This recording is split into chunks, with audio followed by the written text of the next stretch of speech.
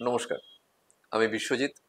আরও একটা নতুন পর্ব নিয়ে পডকাস্ট অ্যান্ড মোর এই প্ল্যাটফর্মে অনেক ধরনের মানুষের সাথে তো আমাদের আড্ডা চলে, আড্ডা হয়।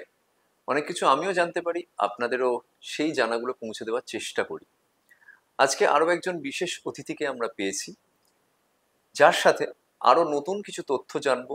আমাদের চারপাশে যা ঘটছে বা ঘটে গেছে বা তার কিছু ভাবনা, সেই সব নিয়ে তার থেকেই বিশদে আমরা জানবো। অতএব আর সময় নষ্ট না করে সরাসরি চলে যাব আজকের অতিথির কাছে। আজকে অতিথির কথা বলছিলাম না, আজকের অতিথি কিঞ্জল বসু। কিঞ্জলদার সাথে আমার আলাপ বহু বছরের, কত বছরের ঠিক বলতে পারবো না। আমার বাড়ির সাথে কিঞ্জলদার সাথে আমার আলাপ বহু দিনের। উনি আমাদের বাড়িতে অনেকবার এসেছেন নানান উৎসব অনুষ্ঠানে, পুজোতে। আমি ওনার আমন্ত্রণে অনেক অনুষ্ঠানে গেছি, বিশেষ করে বসন্ত উৎসবের কথা তো ভীষণভাবেই মনে পড়ছে, যেটা গতবারেই উনি আমন্ত্রণ জানিয়েছিলেন একটা দারুণ মন্দিরে আলিপুরের কাছে। মুগ্ধ হয়ে গেছিলাম কিঞ্জল বাবুর এই আমন্ত্রণে। কিঞ্জল বাবুর অবশ্যই একটি বিশেষ দিক আছে। উনি Indian national trust for art and culture Kolkata চ্যাপ্টারের লাইফ মেম্বার, সাথে international council for monuments and sites আইকমার্সের উনি মেম্বার। এছাড়াও উনি কলকাতার বুকে একটি হেরিটেজ গ্রুপ চালান, যে হেরিটেজ গ্রুপের সাথে আমিও দু একবার আসা যাওয়া করেছি, কিছু অনুষ্ঠান অ্যাটেন্ড করেছি। দারুণ উদ্যমে উনি এই গ্রুপ চালান এবং অনেক মানুষকে উনি এই গ্রুপের আন্ডারে আনতে পেরেছেন। সাধুবাদ জানাই আপনার এই উদ্যোগকে কিঞ্জলদা। কিঞ্জলদা, আজকে আমাদের আড্ডা শুরু করব। প্রথমেই জানতে চাইবো আপনার এই হেরিটেজ নিয়ে কাজ করার আগ্রহ কেন, এবং হেরিটেজ বলতে আপনি কি বোঝেন? প্রথমেই বলি যে আমি হেরিটেজ বিষয়ে যে আমার আগ্রহ, তার আগে থেকে, অনেকদিন আগে থেকে, তা মোটামুটি 30 বছর হবে। আমি ছবি তোলা আমার একটা প্যাশন ছিল, বা একটা বলতে পারেন শখ ছিল। হুম হুম তা সে সময় ক্যামেরায় ছবি তোলা একটু কস্টলি হবি বলে গণ্য করা হতো। আমি বলছি 90-এর মধ্য দশকে। হুম হুম সেই সময় দুর্গাপুজোর, এখন যে ধরনের দুর্গাপুজো হয় কলকাতায়, তখন দুর্গাপুজোগুলো একটু বড় বড় মূর্তি হতো। তখন এত ভিড় তখনও অতটা ছিল না। তা তখন আমি বিভিন্ন মানে বিখ্যাত বিখ্যাত দুর্গাপুজোর প্যান্ডেলে আমি যাই এবং ছবি তুলি, এবং তার সঙ্গে সঙ্গে আরও অ্যাসোসিয়েটেড হেরিটেজ ছবি তুলতে থাকি। এবং আস্তে আস্তে 2000 সাল আসে, ডিজিটাল ফরম্যাটে ছবি তোলার একটা মানে একটা ফর্ম আসে। তখন আস্তে আস্তে digital camera, point and shoot camera থেকে ডিজিটাল ক্যামেরা, তারপরে ডিএসএলআর, মিরারলেস, এরকম করতে করতে যখন আমি দেখলাম যে কলকাতার অনেক কিছু যদি ছবি তুলে রাখা যায়, তাহলে কেমন হয়। হুম তা সেই থেকে হেরিটেজের প্রতি একটা ভালোবাসা, এবং সেই ভালোবাসা থেকে বইপত্র কেনা, আরও বেশি করে জানা, হেরিটেজ বিভিন্ন জিনিসের সঙ্গে সেই সব বিষয়ে পড়া, এবং পরবর্তীকালে 2018 সালে একটি গ্রুপও আমি করেছিলাম, এবং সেটি এখনো সচল আছে। হুম আম, এটা আমার হেরিটেজের প্রতি ভালোবাসা। এবং হেরিটেজ বলতে যেটা আপনি বললেন, আমি বলতে চাই, আমার যেটা মনে হয়েছে, হুম হেরিটেজ মানে আমাদের এক কথায় আমরা বলতে পারি ঐতিহ্য। হুম এটা হচ্ছে অতীতের স্মৃতিচারণ, যেটা মাধ্যমে এখনকার বর্তমান প্রজন্ম তাদের ইতিহাস, আহ, সংস্কৃতি এবং পরিচয়ের একটা সম্পর্ক ধারণা হয়। প্রধানত আমরা হেরিটেজ বা ঐতিহ্য বলতে গেলে দুটো ভাগে তাকে বিভক্ত করা যায়। একটাকে আমরা বলি হচ্ছে কালচারাল হেরিটেজ বা সাংস্কৃতিকগত ঐতিহ্য, আর তৃতীয়টাকে বলা হয় ন্যাচারাল হেরিটেজ বা প্রাকৃতিক ঐতিহ্য। হুম ইউনেস্কো তিন ধরনের হেরিটেজকে রেকগনাইজ করে। তারা বলেন যে কালচারাল অ্যান্ড ন্যাচারাল হেরিটেজ ছাড়া তারা আরেকটা হেরিটেজকেও ধরেন, সেটাকে বলা হয় মিক্সড হেরিটেজ, হুম যেখানে ন্যাচারাল এবং কালচারাল দুটোরই মিশ্রণ থাকে। এবারে আমরা এই যে কালচারাল হেরিটেজ বলছি, এই কালচারাল হেরিটেজের মধ্যেও আবার সেটাকে আরও দুভাগে ভাগা যায়। একটাকে বলা হয় ট্যাঞ্জিবল হেরিটেজ, একটাকে বলা হয় ইনট্যাঞ্জিবল হেরিটেজ। হুম ট্যাঞ্জিবল হেরিটেজ জিনিসটা কি? যেটা আমি স্পর্শ করতে পারছি, যেটা মানুষের দ্বারা তৈরি হয়েছে, যেমন কোনো মন্দির, কোনো ঐতিহাসিক কোনো বাড়ি বা কিছু, যেটাকে আপনি স্পর্শ করতে পারবেন, তাকে আমরা ট্যাঞ্জিবল হেরিটেজ বলি। আর ইনট্যাঞ্জিবল হেরিটেজটা হচ্ছে যেটা আমি স্পর্শ করতে পারছি না, কিন্তু সেটাকে আমি ফিল করতে পারছি। যেমন ধরুন ছৌ নাচ, যেমন ধরুন একটা পূজা পদ্ধতি, বা যেমন ধরুন বাউল গান, এগুলো সবই হচ্ছে ইনট্যাঞ্জিবল হেরিটেজের মধ্যে পড়ে। এবারে আমরা প্রধানত যেমন ধরুন আমাদের দেশে অনেক মনুমেন্টস আছে, অনেক সুন্দর সুন্দর জিনিস আছে, তার মধ্যে অনেকগুলো ইউনেস্কো লিস্টের মধ্যে আছে। এবারে একটা কথা বলি যে এই যে আমরা হেরিটেজ স্ট্রাকচার্স বলি, তার মধ্যে কিছু গ্রেডেশন আছে। যেমন গ্রেড 1 হেরিটেজ, এবং এর মধ্যেও আবার অনেক ভাগ আছে। যেহেতু আমরা কলকাতা শহরে রয়েছি, কলকাতা মিউনিসিপ্যাল কর্পোরেশন বা কলকাতা পৌর সংস্থা তারা নিজেরা একটা হেরিটেজ, মানে তারা একটা হেরিটেজ, তার একটা স্বীকৃতি দেয়। এছাড়া আমাদের রাজ্য পুরাতাত্ত্বিক সংস্থা বা ওয়েস্ট বেঙ্গল হেরিটেজ কমিশন, তাদের আন্ডারেও হেরিটেজ আছে। এবং তারপরে সর্বভারতীয় সংস্থা আর্কিওলজিক্যাল সার্ভে অফ ইন্ডিয়া, তার বিভিন্ন সার্কেল আছে, কলকাতা সার্কেলের আন্ডারেও অনেক হেরিটেজ আছে। এরপরে আছে ইউনেস্কো। তা এরকম অনেক হেরিটেজ আছে, এবং অনেক মন্দির বা অনেক স্থাপত্য এখনো হেরিটেজ তকমা না পেলেও আহ, তার কিন্তু একটা ঐতিহাসিক গুরুত্ব রয়ে গেছে, এটা তো আমি মনে করি। কলকাতাকে নিয়ে তো এখন একটা উন্মাদনাও আছে, প্রচুর লোকজন এখন হেরিটেজ বাড়ির সামনে, দরজার সামনে, জানলার সামনে গিয়ে ছবি তুলছেন, দুর্গাপুজো দেখতে যাচ্ছেন। এই জায়গাটা আমার মনে হয় লাস্ট 5-6 বছরে ভীষণভাবে বেড়েছে, বা মানুষ একটু অ্যাওয়্যার হয়েছে। তো এই জায়গাটা কি আপনার মনে হয় কাজ করার একটা সার্থকতাও বটে? দেখুন, ব্যাপারটা হচ্ছে যে আহ, আহ, সম্প্রতিকালে ইউনেস্কোর representative list of intangible culture হেরিটেজে Durga Puja, হুম। কলকাতা হুম। দুর্গাপুজো স্থান পেয়েছে। এটা তো অত্যন্ত আনন্দের এবং গর্বের বিষয়। আম, বাঙালির সবচেয়ে বড় উৎসব বলতে গেলে শারদোৎসব বা দুর্গাপুজো। এবং এই উৎসবে বাঙালি যেখানেই থাকুন না কেন, চেষ্টা করেন ওই কটা দিন তার পরিবারের সঙ্গে, বা তার যদি তার বাড়িতে পুজো হয়, সেই গ্রামের বাড়ি বা যেখানে তাদের আদি বাড়ি, সেখানে তারা যাওয়ার চেষ্টা করেন, একটা মিলন উৎসবে পরিণত হয়। হুম। কলকাতার বুকে দাঁড়িয়ে কলকাতার দুর্গাপুজোর তো একটা আলাদা গুরুত্ব আছে। হুম। হুম। কলকাতার দুর্গাপুজো বলতে গেলে আমরা যে ভাবি, যেটা আমাদের মনে হয় যে বড় বড় ঠাকুর, খুব সুন্দর আলোকসজ্জা, কিছু খাওয়া, বাইরে খাওয়া, আনন্দ করা, বন্ধুদের সঙ্গে সময় কাটানো। এখন যেটা ট্রেন্ড দেখা যাচ্ছে, আমি যেহেতু বহুদিন ধরে এই ছবি তোলার সঙ্গে যুক্ত রয়েছি, দেখছি যে আস্তে আস্তে 2000 সালের পর থেকে একটু থিম পুজোর প্রতি মানুষের হুম। একটা ইন্টারেস্ট বেড়েছে। তাও দেখতে এবং দেখতে সেটাও প্রায় 25 হ্যাঁ, বছর হ্যাঁ, হয়ে গেল। 25 বছরের দিকে প্রায় হ্যাঁ। গেল। হ্যাঁ। আহ, এবং রিসেন্টলি 5-6 বছর, আমি 5-6 বছর বলে তারও আগে থেকেই বলবো, 7-8 বছর থেকেই দেখেছি যে বিভিন্ন সংস্থা এরকম বনেদি বাড়ির পরিক্রমা করান। হুম। এবং সেইটা থেকে আস্তে আস্তে বনেদি বাড়ির প্রতি বা বনেদি বাড়ির ঠাকুরগুলো দেখার প্রতি মানুষের একটা আগ্রহ বেড়েছে, ভালো লাগে মানুষের।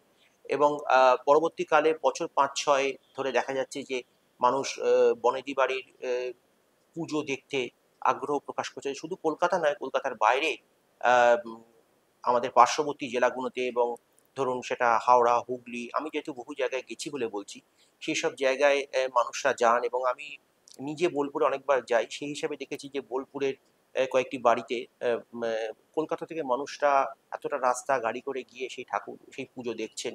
এবং শুধু কলকাতা নয়, কলকাতার বাইরেও যত বনেদি বাড়ি বা পারিবারিক দুর্গোৎসব হয়, সেগুলো মানুষের খুব ইন্টারেস্ট বেড়েছে। এটা অত্যন্ত ভালো জিনিস, অত্যন্ত ভালো লাগছে দেখে যে তারা আস্তে আস্তে এই বনেদি বাড়ির পারিবারিক পুজোর রীতিনীতি পদ্ধতি সম্পর্কে তারা ওয়াকিবহাল হচ্ছেন, তারা দেখছেন। এবং এটা তো অত্যন্ত একটা আনন্দের কথা, আমার তো ব্যক্তিগত মনে হুম। হয়। এই দুর্গাপুজোর কথা আপনি যখন তুলছেনই, সামনেই পুজো আমাদের। তো দুর্গাপুজোর বনেদি বাড়ির পুজোর যেমন দেখার আনন্দ রয়েছে, তার আচার আচরণ কিন্তু এক একটা বাড়ির এক এক রকম আলাদা আলাদা হয়, হুম, এবং মূর্তিও আলাদা আলাদা হয়। কোথাও অভয়া দুর্গা, কোথাও শিব দুর্গা, হুম, কোথাও মহিষাসুর মর্দিনী হুম, দুর্গা, এসব তো হয়ই। এবং আরো যেটা জানা যায় যে আহ, কাঠামো পুজো যেটা, হুম, এই রথ থেকেই কিন্তু হুম, শুরু, হুম। মানে রথের হাত ধরেই দুর্গাপুজোর সূচনা। তো কলকাতার রথ, এই জায়গাটা যদি আমরা একটু ছোঁয়ার চেষ্টা করি, দু একটা উল্লেখযোগ্য ঘটনা বা হেরিটেজ রথের কথা যদি আপনি একটু উল্লেখ করেন। আমি তার আগে বলি যে কলকাতার রথ আমি বলবো। আম, আমি গত 5-6 বছরে বাংলার কিছু ঐতিহ্যবাহী রথ দেখার আমার সৌভাগ্য হয়েছিল। হুম। হুম। প্রথম যেটা আমার সৌভাগ্য হয়েছিল সেটা হচ্ছে দশঘরার রথ। হুম। আহ, হুগলি জেলার অন্যতম আহ, একটি প্রসিদ্ধ জায়গা দশঘরা, তার দুর্গাপুজো বিখ্যাত এবং রথযাত্রাও বিখ্যাত। তার পরবর্তীকালে পশ্চিম বর্ধমান জেলার উখড়ার রথযাত্রা দেখার আমার সৌভাগ্য হয়েছিল গত বছর। আম, আমি যখন রথযাত্রা দেখি, অত বড় পিতলের রথ, প্রায় 30 ফুট উঁচু, তার বেশি ছাড়া কম নয়, পিতলের রথ? পিতলের রথ। আমি দেখি, আমি পিতলের রথ এর আগে অত বড় পিতলের রথ আমি দেখিনি। পরবর্তীকালে পশ্চিম বর্ধমান জেলার আরেকটি রথের কথা বলছি, সেটা হচ্ছে বনকাটি বলে একটি জায়গা আছে, এটা কাঁকসা ব্লকের অন্তর্গত। সেখানকার বনকাটির অযোধ্যা বনকাটির রথ খুব বিখ্যাত রথ। তাছাড়া শিয়ারশোলের রথ, এটা রানীগঞ্জের কাছে পড়ে। জয়দেব পেদুলির রথ, এইগুলো মানে অত্যন্ত, মানে এই প্রত্যেকটা রথই একটা, মানে সব রথই অসাধারণ দেখতে, কিন্তু এগুলোতে আমার দেখেছি যে পিতলের রথগুলো এবং তার গায়ে কৃষ্ণলীলা এবং অপরূপ সুন্দর কারুকার্য রয়েছে, এবং যখন সেই রথটা বেরোয় একটা অন্যরকম একটা মানে পরিবেশের সৃষ্টি হয়। এই মাহেশের রথ তো ভীষণ মহেশের রথ বিখ্যাত। তার বিখ্যাত। আগে আমি আমাদপুরের রথ দেখেছি। আমাদপুরের চৌধুরী বাড়ির রথ খুব প্রাচীন, হুম হুম এবং কলকাতার বুকে অনেক বাড়ি আছে যেখানে এই রথযাত্রা প্রসিদ্ধ, এবং এখনো সমানভাবে সেই রথযাত্রা চলছে। তার মধ্যে চুনিমুনি দাসীর রথ হুম খুব বিখ্যাত রথ হুম বউবাজার অঞ্চলে। হুম আরেকটি আরো রথ আছে, তার মধ্যে আমি আরেকটা রথের কথা বলছি, সেটা হচ্ছে তারক প্রামাণিকের বাড়িতে হুম রথ বেরোয়, ওটাও পিতলের সিমলা রথ। স্ট্রিটের দিকে। সিমলা স্ট্রিটে পিতলের রথ, আরো হুম অনেক রথ আছে। হুম এবারে আসি রথযাত্রা যখন মানে রথযাত্রা পড়া মানেই আমাদের দুর্গাপুজোর একটা ঘন্টা বেজে গেল। ঠিকই। কারণ এই রথযাত্রা থেকে শুরু করে উম, রথযাত্রার সঙ্গে দুর্গাপুজোর একটা খুব সুন্দর সম্পর্ক রয়েছে। সম্পর্কটা এই যে অনেক বাড়িতে এবং অনেক বারোয়ারি পুজোতেও ওই দিন বারোয়ারি পুজোর ক্ষেত্রে যেটা হয় সেটা হচ্ছে খুঁটি পুজো, আর বনেদি বাড়ির ক্ষেত্রে যেটা হয় সেটা হচ্ছে কাঠামো পুজো। হুম এবং আমি আমাদপুরে গিয়ে যেটা আমার দেখার সুবিধাতে আমি দেখেছিলাম, সেটা হচ্ছে এই রথ টানার সময় রথের চাকাতে যে মাটি লেগেছিল, সেই মাটিটাকে নিয়ে তারা কাঠামোয় দিচ্ছেন। এটা তার নাকি তাদের তাদের বাড়ির ট্র্যাডিশন। এবং এই বেশিরভাগ বাড়িতেই এই সোজা রথের দিন কাঠামো পুজো হয়, কিছু কিছু বাড়িতে উল্টো রথের দিন হয়, এবং অবশিষ্ট বাড়িতে হয় হচ্ছে জন্মাষ্টমীর দিন। হুম এবং হুম এই রথযাত্রা আসা মানেই কিন্তু দুর্গোৎসবের একটা সুন্দর আমেজ, বা দুর্গাপুজোর যে একটা মানে একটা ফিল করা যে দুর্গাপুজো আসছে, সেটা কিন্তু খুব ভালোভাবে বোঝা যায়। এক্স্যাক্টলি। রথের সাথে রথের মেলা, রথের পাঁপড়, রথের কেনাকাটি, রথের চুড়ি কেনা, খেলনা কেনা সবই আমাদের যুক্ত। এগুলো আমাদের ছোটবেলাকার এখন কথা। আমাদের কলকাতা শহরে মানে রথের মেলা সেইভাবে, কারণ আমি যেহেতু চেতলা আলিপুর অঞ্চলে থেকে হুম থাকি, হুম তো সেখানে আগে ওই রাসবিহারী রথ খুব বিখ্যাত ছিল, হুম এবং বিশাল যত না রথ বিখ্যাত ছিল তার চেয়ে বেশি ছিল হচ্ছে তার মেলা। হুম কিন্তু এখন যানজটের জন্য সেই মেলাটা আর রাস্তার উপরে না হয়ে একটা ওই আমাদের আদিগঙ্গার ধারে একটা জায়গায় হয়, চেতলা অঞ্চলে হয়। রথের মেলার কিন্তু একটা আলাদা গুরুত্ব আছে, কারণ রথের মেলায় খাওয়া, বাচ্চাদের সেই নাগরদোলায় ওঠা, তারপরে নিত্য প্রয়োজনীয় জিনিস কেনা। কিন্তু আমার ব্যক্তিগত অভিমত যে এখন বিশ্বায়নের যুগে মেলাগুলো মানে অন্তত কলকাতার বুকে ততটা আহ, মানে আগে যেরকম আমরা ছোটবেলায় মেলাগুলোতে উপভোগ করতাম, এখনকার ছেলেরা মনে হয় খুব একটা বেশি সেই মেলা উপভোগ করে না, এটা অবশ্য হুম আমার হুম ব্যক্তিগত হুম অভিমত। হুম কিন্তু গ্রাম বাংলার দিকে এই মেলা কিন্তু খুব প্রসিদ্ধি লাভ করে, মানে হুম খুব পরিচিত, এবং এবং গ্রাম্য হুম মেলার একটা আলাদা আমেজ আছে। হুম যেটা আমি বিভিন্ন জায়গায় বাংলায় যাই সেই হিসাবে দেখছি, হুম পড়েছি, হুম বলছি। এবং যাই হোক, প্রত্যেকটা বাড়িতে আমার যেটা আমি অনেক বাড়িতে গিয়ে দেখেছি, বনেদি বাড়িতে, যে রথযাত্রাতে যে জগন্নাথ বলরাম সুভদ্রাকে যে রথে চড়ানো হয় তা নয়, অনেক বাড়িতে দেখা যায় যে তাদের যে যারা আরাধ্য দেবতা, ঠিক। রাধা কৃষ্ণ, হুম অনেক সময় লক্ষ্মী জনার্দন, এনাদের রথে চড়ানো হয়, এবং তাদের ওই পালকি করে নিয়ে এসে একটা বিশেষ পুজো হয়, এবং সেই পুজোর পরে তাদের ইয়েতে রথের উপরে চড়িয়ে তাদের টানা হয়। এবং এই প্রসঙ্গে বলি যে কলকাতার ছোট রাসবাড়ি, টালিগঞ্জের ছোট রাসবাড়িতেও খুব সুন্দর রথযাত্রা অনুষ্ঠান হয়, এবং সেখানে একটি দারুণ জিনিস আছে যেটা আমার মনে হয় অন্য কোনো জায়গায় আছে কিনা আমি জানি না। সেটা হচ্ছে যে ওনাদের আরাধ্য দেবতা হচ্ছেন গোপালজিউ, গোপাল গোপাল। ওই গোপালকে সকালবেলা রথে চড়িয়ে তিনটে টান হয়, যেটাকে গোপালের টান বলে উল্লেখিত আছে। হুম হুম। তা এই ধরনের অনেক বনেদি বাড়ির এবং বনেদি মন্দিরের রথযাত্রা আমি দেখেছি, এবং সেখানে একটা অন্যরকম ধরনের অনুভূতি আমি নিজে পেয়েছি। রথের কথা উঠলো, আরো অনেক হেরিটেজ উৎসব আছে আপনি জানেন, কলকাতাতেও হয় বা বাংলাতেও আছে, যেমন ঝুলন উৎসব হুম, এই শ্রাবণ মাসে। হুম, রাস উৎসব যেটা একটা ওই নভেম্বরে হয়, একটা বৈশাখ মাসেও রাস উৎসব হয়, 3 দিন করে। ঝুলন, রাস, এরকম আরো অনেক উৎসব আছে। পয়লা বৈশাখের কিছু মেলা আছে, বা চৈত্র সংক্রান্তির মেলা, যেটা ছাতুবাবুর লাটুবাবুর বাজারে ভীষণভাবে এখনো রমরম করে চলে। এই উৎসবগুলো কি আমাদের বাঙালির জীবন থেকে একটু হারিয়ে যাচ্ছে, ফেড আউট করছে?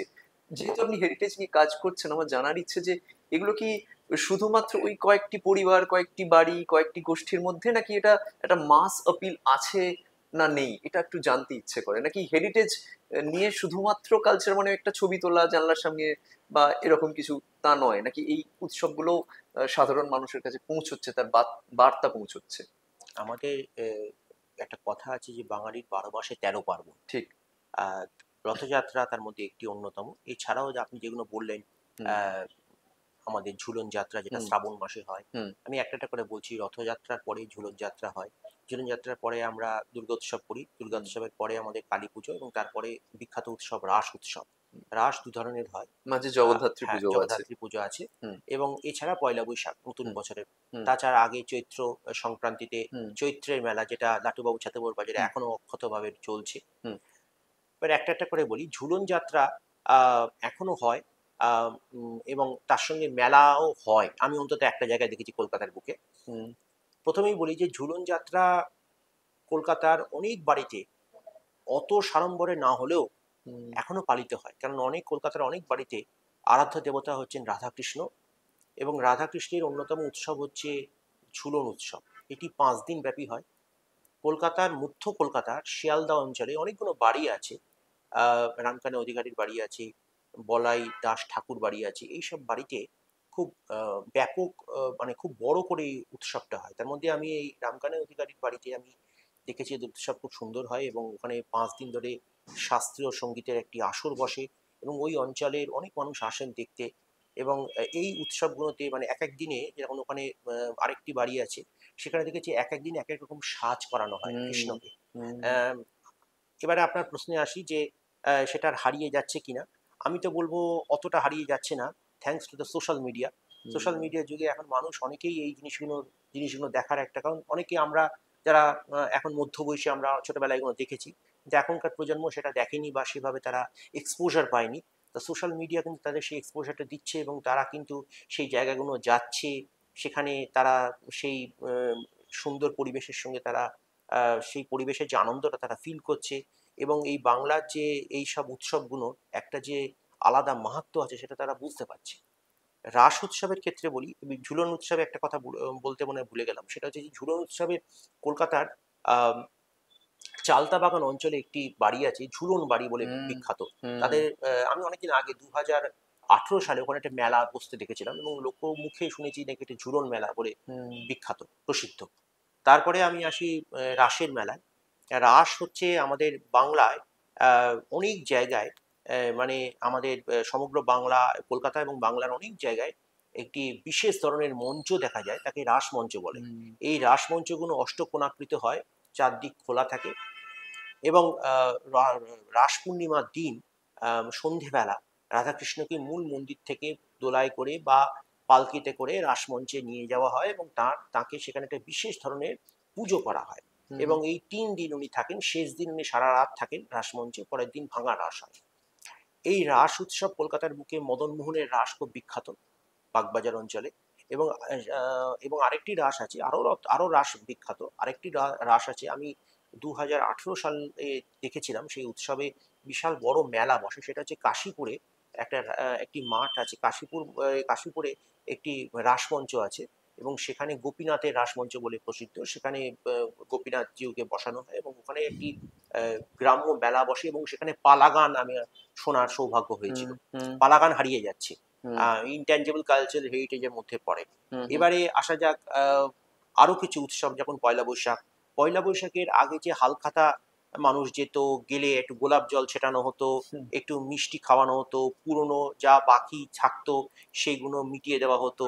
এখন আমার মনে হয় মানুষ আর ওই বাকিটাতে খুব একটা মানে সেই রকম সিস্টেমটা এখন আর নেই। এখন সবাই ওই ডিজিটাল প্ল্যাটফর্মে পেমেন্ট করেন। আর যারা একান্ত বাকিতে পেমেন্ট করেন তারা ক্রেডিট কার্ড ইউজ ক্রেডিট করেন। কার্ডে করে। তা সেই হিসাবে সেই আমেজটা এখন হারিয়ে যাচ্ছে, কিন্তু তাহলেও আম, এখনো আছে। কিন্তু আহ, মানে বলতে বাধ্য হচ্ছি, আছে তো ঠিকই, কিন্তু সেই আমেজটা আর নেই। মানে সেই হুম, যে ফিলটা আমরা ছোটবেলায় করতাম, সেই ফিলটা আর নেই। যে সেই গিলে করা পাঞ্জাবি পরে যাওয়া, এবং সেই বাংলায় তারিখ লেখা, মানে কত সনে, অনেকেই জিজ্ঞাসা করলে তারা বলতে পারবেন না যে এখন বাংলা বছর কত চলছে। হুম, কারণ আমরা কিন্তু সকলেই ইংরেজি বছর বা গ্রেগরিয়ান ক্যালেন্ডারটাকে মেনটেন হুম, করে চলি। হুম, কিন্তু হুম, বাংলার একটা নিজস্ব যে ক্যালেন্ডার আছে, এবং তার একটা যে মানে অনেক বাড়িতে দেখা যায় ওই একটা ক্যালেন্ডার কোনো রকম ভাবে রয়েছে, কেউ সেটাকে আর অতটা গুরুত্ব দেয় না। কিন্তু এখনো কিন্তু অনেক স্বর্ণ ব্যবসায়ী তারা ওই বাংলা তারিখটা বা বাংলা ক্যালেন্ডার হিসাবে মেনটেন করে লেখেন খাতায়। অন্তত আমি তো তাই দেখেছি কয়েকটা হুম, হুম, দোকানে। হুম, হুম। বেশ। আরো একটা জিনিস বলতে হয়, মানে যেহেতু আমার বাড়িতে জগদ্ধাত্রী পুজো হয়, আপনিও এসেছেন এক দুবার, আমার মনে আছে। আহ, এই জগদ্ধাত্রী পুজোটাও কিন্তু বাংলার এমন একটা অঙ্গ।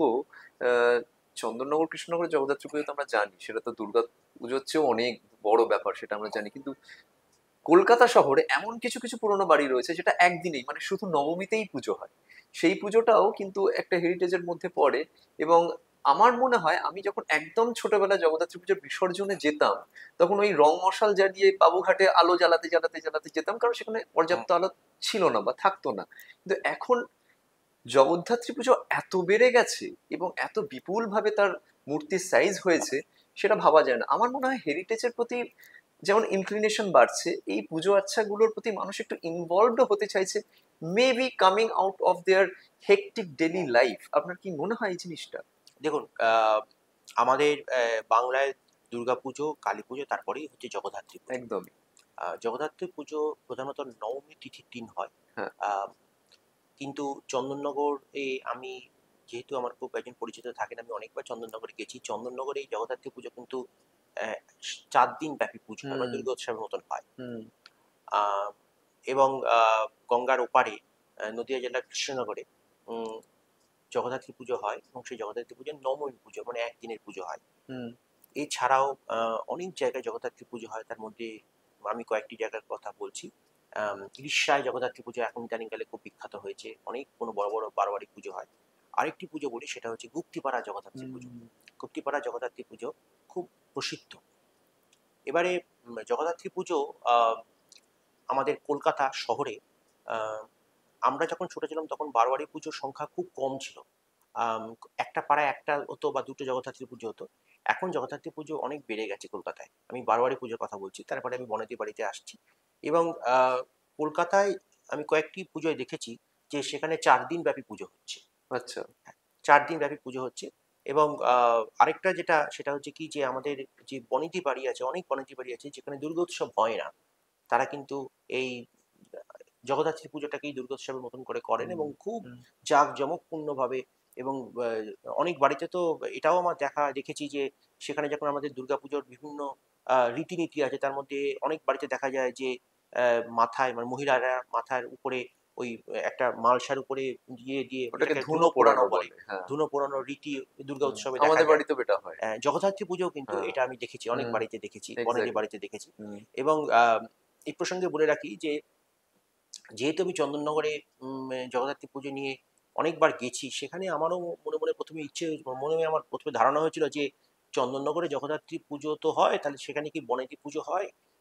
খোঁজ নিয়ে জানি যে ওখানকার বনেদি পুজো কিন্তু নবমীর দিন হয়। ওখানে অনেকগুলো বাড়ি আছে আচ্ছা। এবং বহু প্রাচীন বাড়ি আছে, যেখানে ওই দালানে ঠাকুর তৈরি হয়, যেরকম করে দুর্গা পুজো হয় সেরকম করেই হয়, কিন্তু সেটা নবমীর দিন হয়। কলকাতার বুকে অনেক বাড়ি আছে, মধ্য কলকাতা, উত্তর কলকাতায়, যারা কিন্তু খুব রীতিনীতি মেরে এখনো পর্যন্ত খুব সুন্দরভাবে তারা জগদ্ধাত্রী পুজো, মানে উৎসবটা তারা পালন করেন, এবং বহু মানুষের লোক সমাগম হয়। এবং তাদের ওই পুজোটা একেবারে দুর্গা উৎসবের মতন করে তারা পালন করে। হুম, হুম। আপনি তো হেরিটেজের অনেকগুলো দিক নিয়ে কাজ করেন। আপনার আরেকটি গবেষণা এবং সংরক্ষণের দিক হচ্ছে মন্দির, আমি আপনাকে জানি। তো মন্দির নিয়ে কাজ করার আপনার যে আগ্রহ, কেন হলো? আহ, মন্দির, আমি যেহেতু ছবি তোলা আমার একটা, বলতে পারেন, শখ। হুম, হুম। আম, কলকাতার বুকে অনেক মন্দির আমি দেখেছি, তখন আমার মনে হলো এই মন্দিরগুলোকেও যদি আমি একটা মানে মন্দিরের ছবি যদি তুলে রাখি তাহলে কি সুন্দর লাগে। হুম, আস্তে আস্তে যখন কলকাতার বাইরে যাতায়াত করা শুরু করলাম, তখন অনেক পুরনো পুরনো মন্দির দেখেছি, এবং মন্দিরের গায়ে অপরূপ সুন্দর টেরাকোটার অলঙ্করণ আমাকে মুগ্ধ করে। এবং তখনই আস্তে আস্তে এগুলোকে ফ্রেম বন্দি করার ধারণা হয়েছিল, এবং এই মন্দিরের সঙ্গে আমাদের মন্দিরের যে বাইরের যে সজ্জা, সেখানে আমরা ফ্রেস্কো, পঙ্খের কাজ, টেরাকোটা, এইগুলো দেখতে পাই। এবং এই মন্দিরের মধ্যে প্রধানত চালা, রত্ন, দালান রীতির বহু বহু ভাগ শ্রেণী বিভাগ আছে, আমি অত ডিটেলসে যাচ্ছি না। আমার ভালো লাগার কারণ হচ্ছে কি, যে প্রথম কথা হচ্ছে, সেটা একটা ইউনিক আর্কিটেকচার। শুধু তাই নয়, তার মধ্যে তার বাইরে যে সজ্জা, তার যে গঠন শৈলী সেটা আমাকে খুব ভাবে অ্যাট্রাক্ট করে। হুম, সেজন্য আমি করি এবং আমি বাংলার বহু গ্রামে গঞ্জে ঘুরে অনেক সুন্দর, সুন্দর মন্দির, সুন্দর অর্থে বলছি যে মানে তার যা আ সজ্জাটা আমি বলছি টেরাকোটা সজ্জা বলছি। বেসিক্যালি টেরাকোটা মন্দিরই আমার বিষয়, মানে আমার পছন্দের বিষয়। আ আমি দেখেছি এবং ওই টেরাকোটা মন্দিরের যদি ফলকগুলো ভালো করে দেখা যায় তাহলে দেখা যাবে যে সেখানে কিন্তু শুধু যে এ এ আমাদের রামায়ণ, মহাভারতের কাহিনী বর্ণিত আছে তা নয়। সেখানে দশাবতার তাস, কৃষ্ণলীলা এবং সামাজিক চিত্রগুলো খুব সুন্দরভাবে অঙ্কিত আছে। যেমন আ অনেক মন্দির আছে যেগুলো আম ঊনবিংশ শতকের শেষের দিকে তৈরি হয়েছে। আ ১৭৯০, ৯৫, ১৮০০ এবং ধরুন ১৮২০-৩০-এ সেগুলোতে দেখা যায় যে আম আ বিদেশি মানুষরা আসছেন, সেই মানে তাদের মানুষের সাজের মধ্যে একটু বিদেশি সাজ, তারপরে ধরুন রণতরী, হুম, তারপরে স আপনার বিদেশি সৈন্য, এইগুলো কিন্তু আমি অনেক মন্দিরের টেরাকোটা ফলকে দেখেছি এবং এটা কিন্তু একটা খুব সুন্দর সোশ্যাল পিকচার বা সামাজিক চিত্র তুলে ধরে। সেই সময়কার সমাজ ব্যবস্থা কেমন ছিল। আম এগুলো কিন্তু একটা খুব সুন্দর একটা মনে হয় যে আমার মনে হয় একটা সুন্দর দলিল সেই সময়ের ইতিহাসকে জানার জন্য। হুম, হুম। অনেক এমন পশ্চিমবঙ্গে, কলকাতাতে এমন অনেক মসজিদ আছে যারও সাজ অলংকরণ দারুণ। বুদ্ধিস্ট কিছু টেম্পল আছে আমাদের মধ্য কলকাতাতে, আছে অন্যান্য জায়গাতে আছে, সেগুলো নিয়েও নিশ্চয়ই আপনি কিছু গবেষণা করেছেন বা দেখেছেন বা কিছু রিসার্চ করেছেন। আমাদের মন্দির ছাড়া মসজিদ, আম গির্জা, আম তারপরে উম বুদ্ধ মন্দির, হুম, আ জৈন মন্দির, এরকম অনেক আছে। কলকাতার বুকে অনেক হুম, মন্দির আছে। আ দেখেছি। আম তাদেরও খুব সুন্দর ভাবে তারা মন্দিরটাকে সংরক্ষণ করে রেখেছেন বা সেই প্লেস অফ ওয়ারশিপটাকে সংরক্ষণ করে রেখেছেন এবং সেগুলো খুব সুন্দর। তারও আ অনেক হেরিটেজ ভ্যালু আছে। সেগুলো আ হেরিটেজ তকমা, অনেকগুলোই হেরিটেজ তকমা পেয়েছে এবং সেগুলো খুব সুন্দরভাবে রক্ষণাবেক্ষণ করা রয়েছে। হুম, হুম। আপনি তো হেরিটেজ গ্রুপ চালাচ্ছেন। হেরিটেজ গ্রুপে আপনাদের এমন অনেক সদস্য আছেন যারা আপনাদের হেরিটেজ ওয়াক করেন, ছবি প্রদর্শনী হয়, লেখালেখি হয়, আলোচনা সভা হয়। আমিও দু একটাতে পার্টিসিপেট করেছি, ভালো লেগেছে। খুবই ইন্টারেস্টিং টপিক নিয়ে আপনারা কাজ করেন, ভালো লাগে। এই হেরিটেজকে সিকিউর করার জন্য এবং নেক্সট জেনারেশনকে এর সম্বন্ধে বার্তা দেওয়ার জন্য আপনাদের সংস্থা বা আপনি নিজে কি উদ্যোগ নিচ্ছেন বা আপনাদের কি ভাবনা রয়েছে, যদি একটু শেয়ার করেন। আমি ২০১৮ সালে ১৪ই জুলাই হেরিটেজ গ্রুপ আ টা আমরা তৈরি করি, মানে আমি তৈরি করি। উদ্দেশ্য ছিল যে অনেক মানুষকে এক জায়গায় আনবো, একটা ছাদের তলায় আনবো এবং হেরিটেজের প্রতি মানুষের একটা অ্যাওয়ারনেস তৈরি করব। এবং আরেকটা বিষয়ে আমি একমত ছিলাম যে আমি এই হেরিটেজ গ্রুপ যখন তৈরি করেছি বা তৈরি করার ইচ্ছে প্রকাশ করি, তখন আমি কিন্তু এই যে ইভেন্টগুলো করি এর জন্য আমি কোনো কারোর কাছে কোনো রকম অর্থ সাহায্য নিই না বা নিইনি। আমাদের উদ্দেশ্য ছিল যাতে পরবর্তী প্রজন্ম হেরিটেজকে ভালোবাসে, হেরিটেজের প্রতি তাদের একটা টান থাকে আগ্রহ এবং তৈরি হয়। আগ্রহ তৈরি হয় হুম, এবং অনেক জিনিস আছে। আমাদের মানুষের প্রত্যেকটি মানুষের বাড়িতেই অনেক সুন্দর, সুন্দর জিনিস আছে আমরা নিজেরা জানি না। আমরা হুম, খুঁজতে, খুঁজতে একটা জিনিস খুঁজে পেয়ে যাই। এখন পেন বলা যেতে পারে, পুরোনো দিনের সিঁদুর কৌটো বলা যেতে পারে। আম আগেকার দিনে আমরা দেখেছি ওই আপনার অ্যাশট্রে, খুব হুম, দামি, দামি অ্যাশট্রে হুম, এবং যেটা পুরোনো দিনের হাতঘড়ি, কলের গান, অনেক বাড়িতেই আছে। এইগুলো কিন্তু পুরোনো দিনের ক্যামেরা। এগুলো কিন্তু সবই হেরিটেজ ভ্যালু আছে। আমরা কিছু জিনিস ইনহেরিট করি আমাদের পূর্বসূরির কাছ থেকে আমরা সেগুলো ইনহেরিট করেছি। করে সেগুলোকে নিয়ে আমরা রাখি। আমার তৈরি করার প্রধান উদ্দেশ্য ছিল যাতে মানুষ হেরিটেজের প্রতি তারা যত্নশীল হন এবং শুধু তাই না, তাদের মধ্যে একটা অ্যাওয়ারনেস তৈরি হয় এবং আমরা এই হেরিটেজ গ্রুপে শুধু যে তার বর্ষপূর্তি পালন করি তা নয়। আমরা প্রতি বছর চেষ্টা করি ৪টে থেকে ৫টা কলকাতা বা তার আশেপাশের কোনো জায়গায় যাওয়ার এবং সেখানে তার বিভিন্ন ধরনের যে হেরিটেজ আছে, সেটা বিল্ড হেরিটেজ হতে পারে, বা সেটা টেম্পলস বা অন্য কোনো ধরনের হেরিটেজ হতে পারে, সেগুলোকে মানুষের কাছে নিয়ে দেখানো, মানুষের প্রতি সেই জিনিসটার প্রতি মানুষের একটা ভালোবাসা জন্মানো এবং যাতে পরবর্তীকালে ১০টা লোক দেখলে আরও ১০টা লোক যারা দেখেছেন তারা আরও ১০ জনকে দেখান এবং তার একটা আম, আম, কি বলবো, তার একটা পরিচিতি হয়। এটাই ছিল আমার উদ্দেশ্য। কথা বলছিলাম কিঞ্জলদার সাথে, Kinjal Bose, Indian national trust for art and culture হেরিটেজের Kolkata chapter life member, international council for monuments and সাইটসের মেম্বার। কথা বলছিলাম আসলে হেরিটেজ বলছে যা কিছু পুরনো, যা কিছু আমরা ক্যামেরায় বন্দি করে রাখার চেষ্টা করি, পুরনো হাতঘড়ি হতে পারে, গান হতে পারে, ল্যান্টার্ন হতে পারে, বা অনেক কিছুই হতে পারে, পুরনো বই, চিঠি, সবই তো হেরিটেজ। হেরিটেজ নিয়ে কিছু কথা বললাম, অনেক কথা বাকি থাকলো। বাকি যা কথা সেগুলো আবারও হয়তো কখনো হবে দাদার সাথে। আমাদের এই প্ল্যাটফর্মে আসার জন্য ধন্যবাদ দাদা। আশা করি আপনার এই প্রেজেন্টেশন শুনে মানুষের ভালো লাগবে, আমরাও আপনাকে পেয়ে আনন্দিত। সাথে থাকবেন, নতুন পর্ব নিয়ে ফিরছি পডকাস্ট অ্যান্ড মোরের এই প্ল্যাটফর্মে। Thank you.